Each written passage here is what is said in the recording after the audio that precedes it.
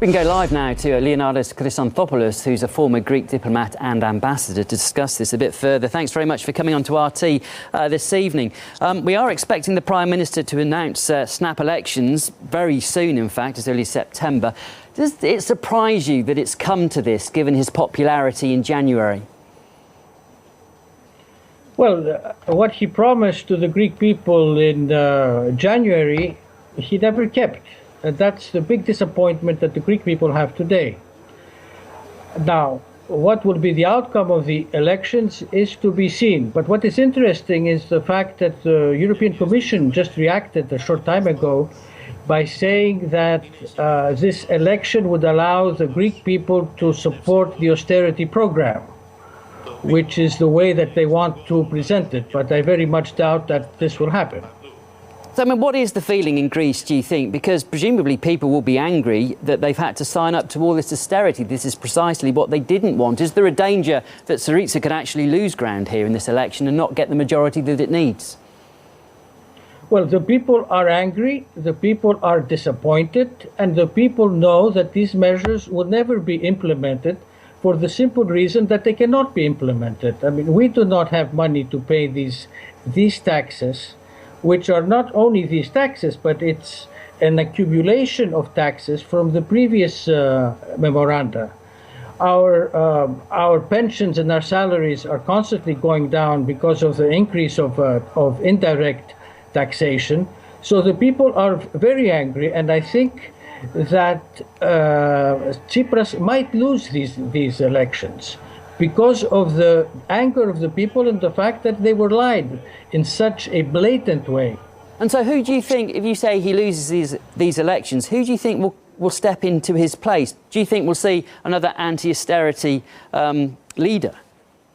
Well, first there is the break in his party with Lafazanis and the left-wing platform. But outside, there are still some parties outside of parliament, like EPAM, for example, which from 2011 has been insisting on an anti-austerity platform, on an anti-EU platform, and on an anti-Eurozone platform.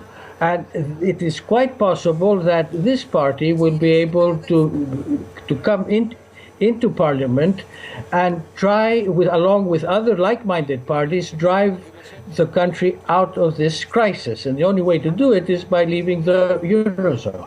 Do you think people accept that? Because for a long time we've heard that people wanted to stay in the EU in Greece, but they wanted no austerity. Do you think they'll realise that you can't have both?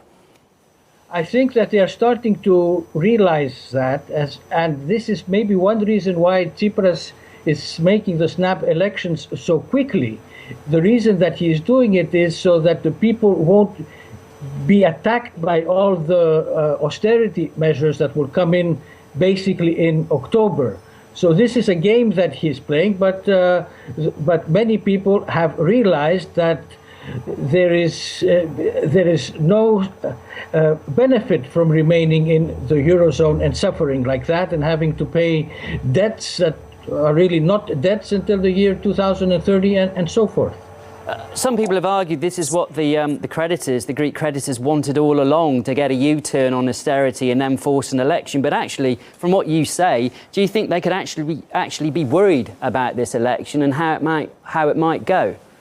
I think that they will be worried, basically because from now until the 20th of September, when the elections will be held, no measure of the measures that have been imposed upon Greece will be implemented, because basically we will have a caretaker government that will not be able to, that will not have the power to implement these measures. So this should be one area of concern for them. OK, we have to leave it there. We've run out of time, but thank you very much for your insight on this. That was Leonidas Chrysanthopoulos, who's a former Greek diplomat and also ambassador. Thank you. You're welcome.